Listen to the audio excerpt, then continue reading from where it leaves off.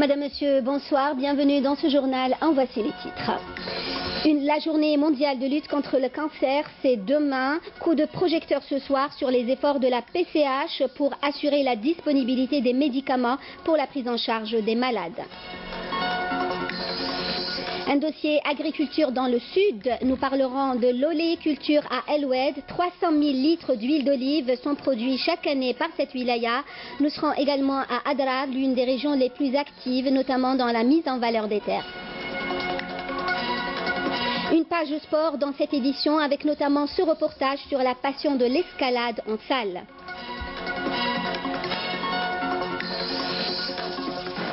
Et puis musique avec Lemma, le premier album dédié au patrimoine musical féminin de la Saoura, présenté tout à l'heure à la salle Ibn Zaydoun à Alger.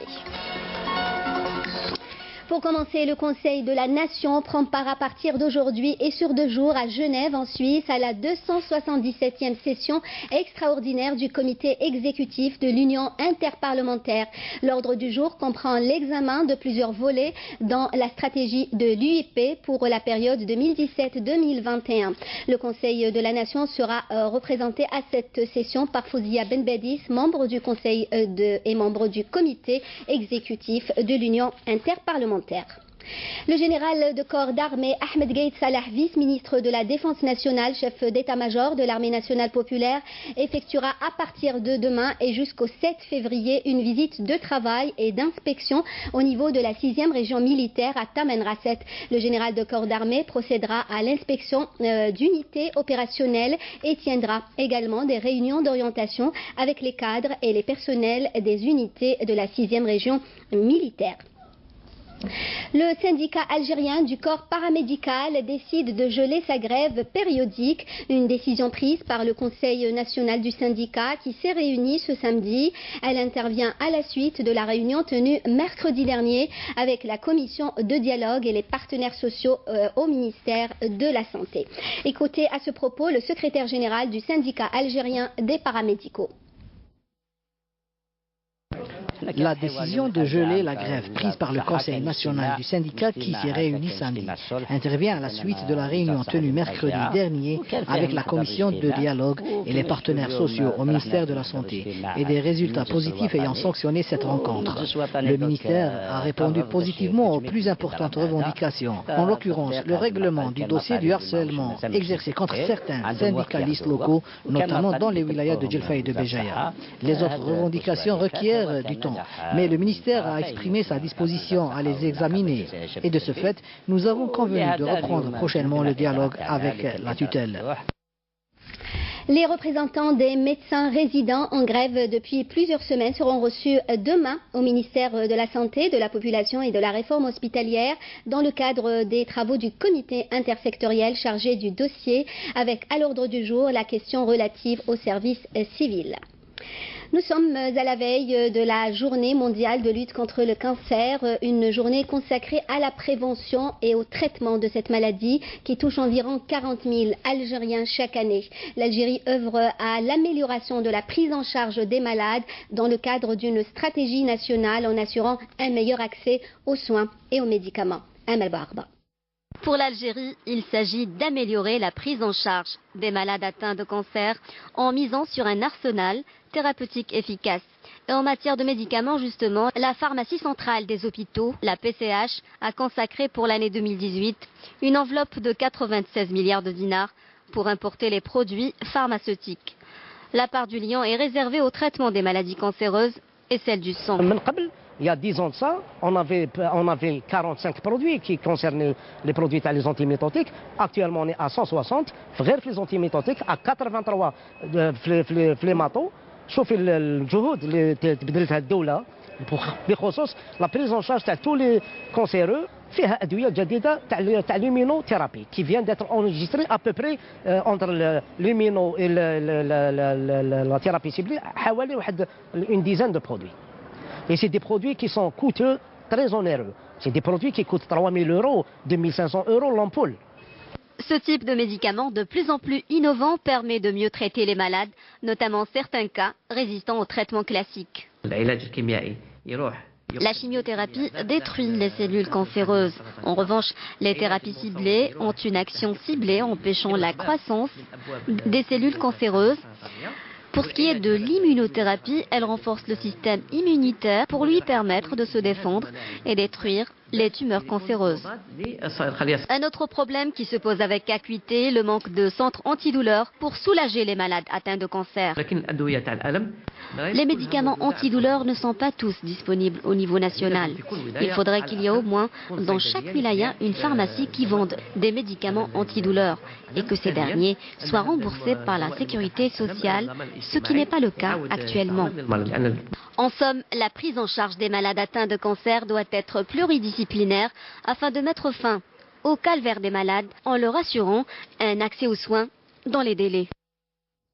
L'agriculture au sud connaît ces dernières années un renouveau certain. Si le palmier dattier reste maître des lieux, il est désormais concurrencé directement par l'olivier. Voici l'exemple d'El Oued, deuxième producteur national en matière de dattes. Cette wilaya a réussi à se propulser parmi les régions productrices d'huile d'olive. 300 000 litres sont produits annuellement dans cette région. C'est un reportage de Amal Bouarba. La filière oléicole est en plein essor dans la wilaya d'El Oued. Outre les superficies réservées à l'oléiculture qui gagnent du terrain d'année en année, la wilaya compte 5 huileries, 4 modernes et une traditionnelle. Parmi les huileries modernes qui ont bénéficié de mesures de soutien de la part des pouvoirs publics, un exemple, l'huilerie Chorfi opérationnelle depuis 2009. bénéficie de la caisse de fin d'IA في الدبي تاع les travaux تاع subvention تاع l'État. Les fellahs nous ramènent des olives dès la fin du septembre jusqu'au fin de février début septembre chaque année. Le rendement d'huile c'est entre 10 et 17 litres par quintal. Concernant la qualité d'huile d'olive, le taux d'acidité très faible par rapport à d'autres variétés d'huile d'olive. هذه بالنسبة للواد هنا لأن c'est une région ensoleillée كاملة. De nombreux agriculteurs se sont donc orientés vers l'oléiculture. Selon eux, cette filière nécessite moins d'entretien que la culture des dattes et elle est aussi plus rentable. Je suis agriculteur, j'habite à Doualma, aux frontières algéro-tunisiennes. Je ramène les olives que je cultive pour les presser dans cette huilerie. Auparavant, je cultivais les palmiers, mais depuis que j'ai découvert l'olivier, je le cultive et c'est plus rentable pour moi, car c'est moins pénible que la culture de dattes et cela nécessite moins d'entretien. Ici à El Oued, nous avons pris conscience de l'importance de l'olivier au début des années 2000. À cette époque, l'État nous avait octroyé des oliviers à cultiver et ce fut, je dois dire, une expérience très riche pour nous. À l'instar de la culture de dattes, l'oléiculture est une filière très importante à El Oued. Une superficie de 3100 hectares est réservée à cette filière, dont 2000 hectares sont actuellement productives. Il faut dire que cette filière attire de plus en plus d'agriculteurs. Un engouement à la mesure des potentialités importantes dont dispose cette wilaya en termes d'agriculture, de quoi permettre d'assurer une meilleure disponibilité de l'huile d'olive. À Ghardaïa, on mise aussi sur l'agriculture pour booster l'économie locale. Ici, on voit grand. Les périmètres consacrés à l'agriculture sont de plus en plus grands. Il y a bien sûr le palmier dattier, mais il y a aussi les cultures céréalières. Jédia Bayou. Ghardaïa, des espaces verts à perte de vue. Des moyens humains et matériels non négligeables y sont consacrés pour encourager l'investissement dans cette région qui s'est forgée une vocation agricole. La surface globale irriguée s'élève à 44 000 hectares, dont 6 000 sont consacrés aux palmiers et 4 000 hectares pour la production de maïs. Le maïs qui sert notamment comme aliment de bétail. Le reste est destiné pour l'approvisionnement du marché national.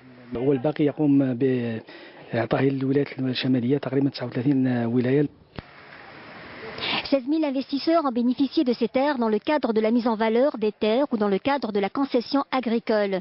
Les autorités agricoles ont dû recourir à l'expropriation des terres agricoles non exploitées. Nous avons repris environ 22 000 hectares de terres agricoles non exploitées afin de les redistribuer à des porteurs de projets concrets. Les collectivités locales ont été impliquées dans cette opération pour expliquer les procédures pour l'acquisition des terres agricoles. Pour une meilleure exploitation des terres, la Chambre de l'agriculture de Rebdaya s'est engagée dans une campagne de sensibilisation sur le rôle des collectivités locales dans la promotion de l'investissement agricole. À Adrar, tout semble possible en matière d'agriculture. L'expérience menée depuis quelques années déjà en matière de mise en valeur des terres dans cette immense wilaya du Sud, ainsi que les différents programmes d'aide sont à l'origine de ces nombreuses exploitations qui verdissent le Sahara, mais certains bénéficiaires ont quelque peu failli à leur mission. Les explications de Mounana Walhamoudi. Depuis quelques années, les investisseurs agricoles sont de plus en plus nombreux à s'implanter à Adrar, vu les vastes superficies de terres fertiles et les nombreuses potentialités agricoles dont elles disposent. Ici, le climat est très favorable à l'activité agricole, la terre est plate et l'eau est disponible. Il suffit d'avoir la volonté de travailler la terre. Tout ce que vous cultivez ici poussera sans aucun problème, que ce soit la pomme de terre, le chou-fleur ou encore les choux. Dans le cadre du programme de revalorisation des terres agricoles, plus de 5600 contrats de concession ont été attribués. Malheureusement, la plupart de ces contrats n'ont pas été exploités. Tout le foncier agricole attribué dans le cadre du programme de revalorisation des terres agricoles, que ce soit de moyenne ou de grande superficie, seront récupérés après un délai d'1 année dans le cas où ils n'ont pas été exploités. À ce jour, près de 9000 hectares ont été récupérés et seront octroyés à de nouveaux investisseurs. À Adrar, la surface agricole cultivée devra passer à plus de 70 000 hectares durant l'année en cours. Un défi pour ces investisseurs qui veulent contribuer au développement agricole en zone saharienne et à promouvoir la production agricole locale. Environnement, l'Algérie s'engage pour le recyclage. À Tlemcen, par exemple, l'activité est en marche. Des bouteilles en plastique, on extrait le polystyrène, une matière qui entre directement dans la composition du textile. Camélia Mellel. Le plastique est récupéré des décharges publiques avant d'être nettoyé et recyclé dans cette usine implantée à Tlemcen pour en extraire la matière première entrant dans la fabrication de 20 tonnes par jour de fibres de polystyrène utilisées notamment dans l'industrie du textile. Actuellement, nous produisons environ 10 à 15 tonnes par jour, mais nous comptons doubler notre production. Nous exportons 50% de ce produit alors que l'autre moitié est destinée au marché local. Auparavant, cette entreprise importait sa matière première de l'étranger, ce qui n'est plus le cas aujourd'hui. Cette industrie du textile a pu atteindre l'autosuffisance et envisage l'exportation. La question de supprimer l'importation, c'est rentré dans l'exportation. L'exportation, de l'année 2017, on a exporté 30 conteneurs, ça veut dire 600 000 kilos. Et 2018, on a action pour 4 conteneurs. Cette matière première, issue d'une opération de recyclage, va permettre de relancer l'industrie du textile. Elle a permis la création de bon nombre d'emplois directs et indirects, et ce, en plus de son exportation vers des pays arabes. Une nouvelle ligne ferroviaire est en cours de réalisation à l'ouest du pays. Le taux d'avancement des travaux avoisine les 60%. La ligne qui reliera Relizane à Tissemsilt en passant par Tiaret sera une ligne mixte. Nejmahaj. Un véritable point de croisement entre le nord et le sud, mais aussi un raccordement des wilayas ouest du pays. C'est le projet de la nouvelle ligne ferroviaire reliant Relizane, Tiaret et Tissemsilt, une ligne destinée à desservir les voyageurs. Elle assurera également le transport de la marchandise. Les caractéristiques du projet sont une ligne à voie unique, clôturée sur toute la ligne, vitesse maximale 160 km/h, les prévus pour les mixtes voyageurs marchandises. Concernant l'avancement des travaux, les terrassements, on est à 60%. Les ouvrages d'art, on est à 30%. Les tunnels, idem. Les gares, c'est en cours. L'un des 3 tunnels du projet dans la wilaya de Relizane, c'est le tunnel de Zmoura d'une longueur de 1125 mètres. بدينا الاشغال فيه في جوان 2017. لحد الان رانا sur 1125 متر تاع الطول تاع التونيل هذا رانا 590 متر لينير de creusement et de soutènement provisoire. La ligne ferroviaire est de plus de 180 km. Elle desservira 7 stations. Il y a 2 stations pour la wilaya de Relizane, Zemoura et Mendes, ainsi que 5 autres, à savoir Rahouia, Mshal Sfa, Tiaret, Dahmouni et Mehdia. Ce projet vient répondre aux besoins des usagers en matière de transport, tout en assurant régularité et confort. Outre l'importance que revêt ce projet dans la région ouest du pays en matière de transport, il permettra également de relier les wilayas du nord au sud, ainsi que celles des hauts plateaux. Les 2 terroristes éliminés lors de l'opération menée mercredi dernier par un détachement de l'armée nationale populaire près de la commune de Ouled Hlel dans la wilaya de Médéa ont été identifiés. C'est ce qu'annonce ce samedi le ministère de la Défense nationale. Il s'agit du criminel T. Abd al-Rahman, alias Aboul Benet, qui avait rallié les groupes terroristes en 1993, et de M. Mustafa dit Luqman Abou Rabah, qui avait rallié, lui, les groupes terroristes en 1994. Ces terroristes étaient responsables de plusieurs actes criminels à Médéa, à Indeflat, Ismsilt et Chlef, note le ministère de la Défense nationale.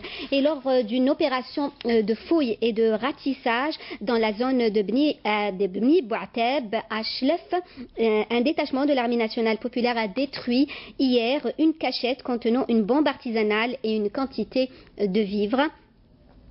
Dans le même contexte, un détachement de l'armée nationale populaire a découvert et détruit à Ouled Hlel, à Médéa, un abri contenant une quantité de vivres et d'autres objets, tandis que des éléments de la gendarmerie ont saisi 2 fusils de chasse à Msila. En outre, un détachement de l'ANP et des éléments de la gendarmerie ont arrêté à Tlemcen 2 narcotrafiquants en leur possession une quantité de kif traité s'élevant à 97 kg. Al-Rouat, un narcotrafiquant, a été arrêté et une quantité de kif de 65 kg saisie, tandis que 2 autres narcotrafiquants ont été interceptés à Tindouf en leur possession 2 kg de la même substance au moment où 2 contrebandiers ont été arrêtés à Tlemcen en leur possession plus de 245 000 comprimés psychotropes. On arrive au sport avec tout d'abord le football et les 8e de finale de la Coupe d'Algérie.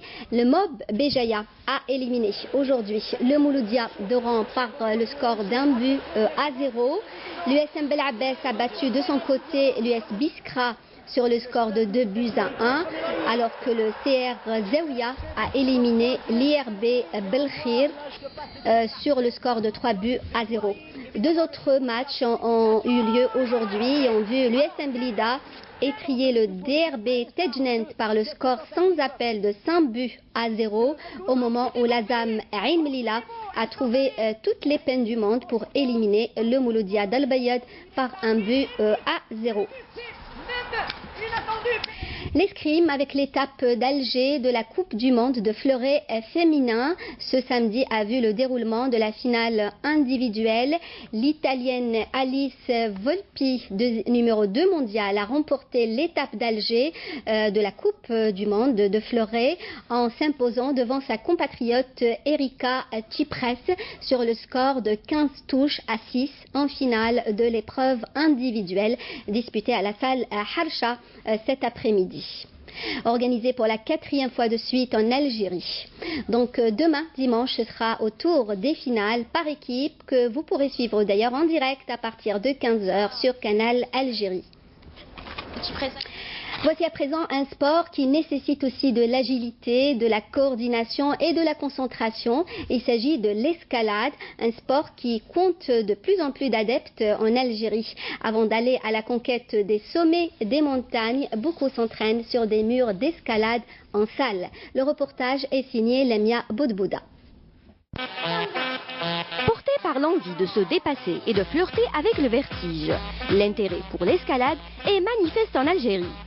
Débuter en salle avant d'aller essayer son agilité sur les parois d'une montagne, tel est le credo du club des sports de glisse. C'est une activité jadida qui démarre en Algérie, qui est tout ce qui est escalade et en mur intérieur, donc dans des salles.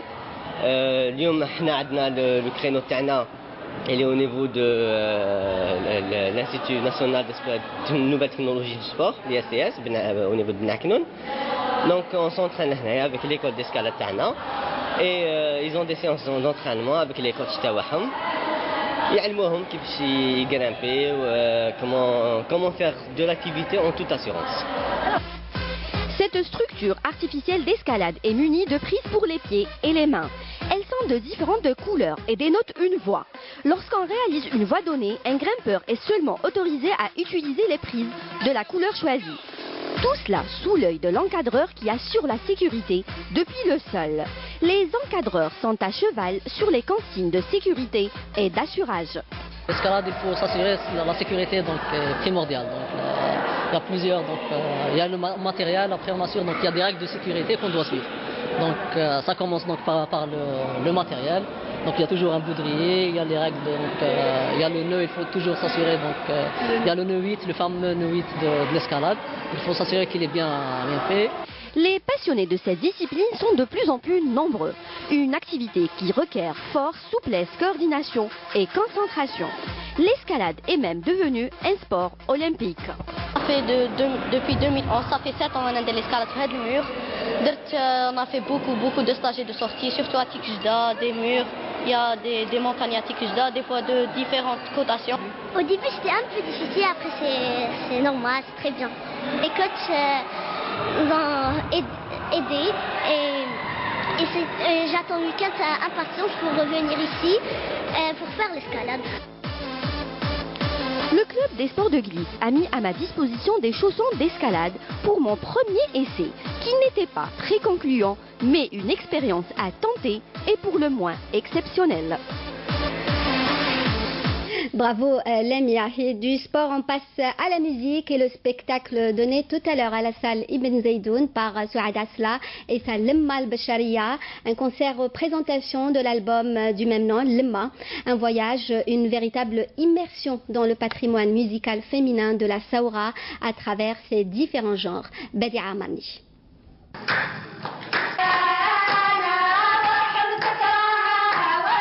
Parées de leurs costumes de cérémonie, ces femmes artistes venues de Béchar ont transporté le public avec leurs chants, danses et rythmes.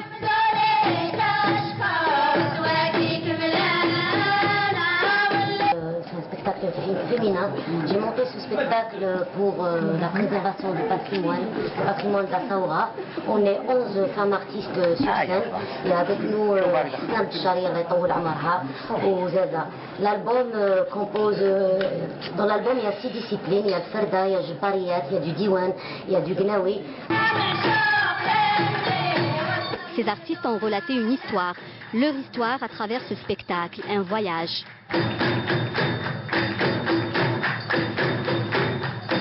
Mon inspiration, c'est la musique du désert, c'est la musique de ma région. Mon inspiration, c'est cette musique avec qui, c'est à travers cette musique, c'est un hommage à la femme. La troupe Lemma de Souad Asla, dont l'un des membres n'est autre que la sublime Hasna al-Bashariya, nous a guidés à travers une série de tableaux associant Ferda, Jbariyat, Gnawi, Haydous et Zafani.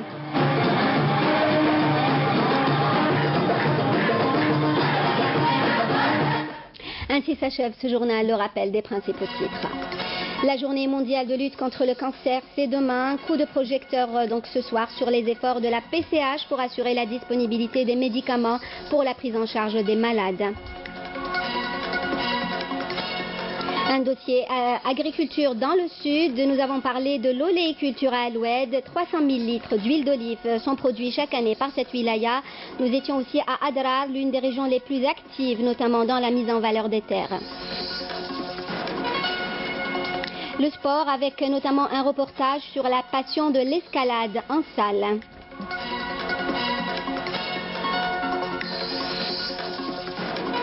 Et puis la musique avec Lemma, le premier album dédié au patrimoine musical féminin de la Saoura, présenté tout à l'heure à la salle Ibn Zaydoun à Alger.